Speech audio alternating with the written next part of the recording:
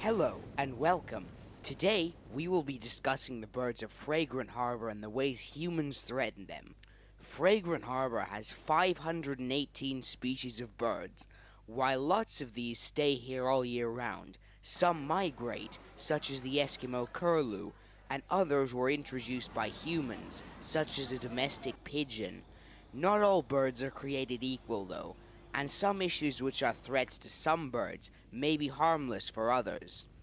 For example, bushfires, which threaten forest birds such as the common cuckoo, are irrelevant to the ancient murrelet, which lives at sea and on coasts. Birds can also be affected by threats in two ways, directly and indirectly. An example of this is the black kite, which is directly affected by overfishing, the depletion of its primary source of food.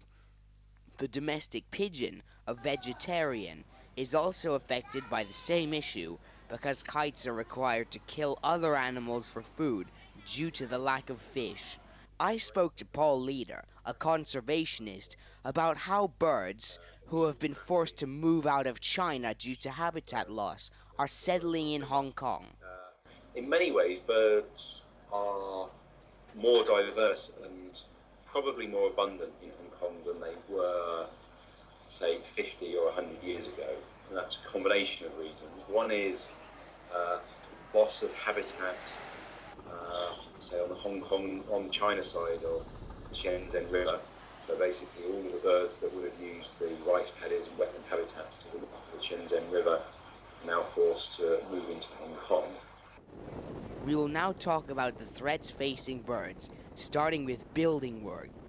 Building work is done in every single city and town in the world, but in Hong Kong it is more dense than in other cities. Building work is both a direct and indirect threat to all species of birds, including those who live at sea. This building work causes habitat loss, especially in sensitive habitats, such as the threatened old-growth forest. The building work can also threaten birds indirectly, as real estate developers are often forced to make use of the space beside woodland and marshes due to Hong Kong's land shortage.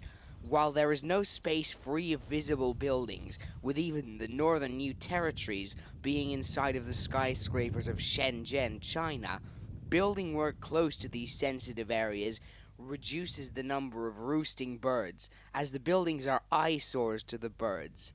One recent controversy was raised at the Mai Po Wetland Park, where the development of a new town designed to ease population numbers in the main cities of Central and Kowloon led to the destruction of many fish ponds, which are food sources for several endangered migratory birds, as well as the removal of roosts due to the so-called eyesore effect.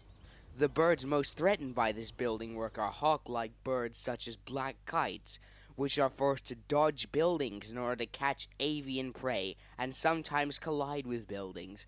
Also in Maipo marshes, the air pollution is not so much a problem for the birds, rather a problem for those who photograph the birds. A lot of photographers are just finding it almost impossible to get days when you can walk up to the top of a mountain and take clear shots. Behind me at the moment, 15 years ago, you could see the skyline of mainland China above the trees, but on a day like this, you can't see anything. Other birds, such as the crested bulbul, display a more linear population decline, with the bulbuls simply moving out of recently built-up areas or into urban parks, where they are nowadays most commonly found. However, not all birds are impacted negatively by human habitation. Some, such as the domestic pigeon, benefits from human development, as seen here in Victoria Park, where humans often feed it.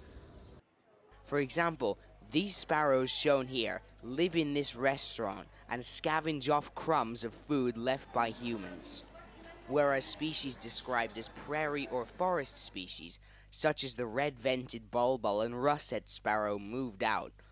Bushfires are a serious threat to Hong Kong's national parks, a great place to see rare birds, and are most common in the New Territories and Sai Kung. While most bushfires only burn a few trees, some bushfires, such as that happened in the 1980s in Tai Mo Shan Country Park, can burn hundreds of thousands of trees, claim lives and destroy property. However, the most lasting effect is not the bushfires themselves, but the habitat loss they cause.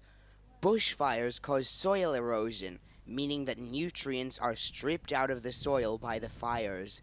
When bushfires burn areas of forest, the forests cannot grow back as there are no longer enough nutrients for trees to grow. Instead, the formerly forested area turns into tall grass prairie. The soil can take years to recover. These bushfires are thus particularly detrimental to forest-dwelling species.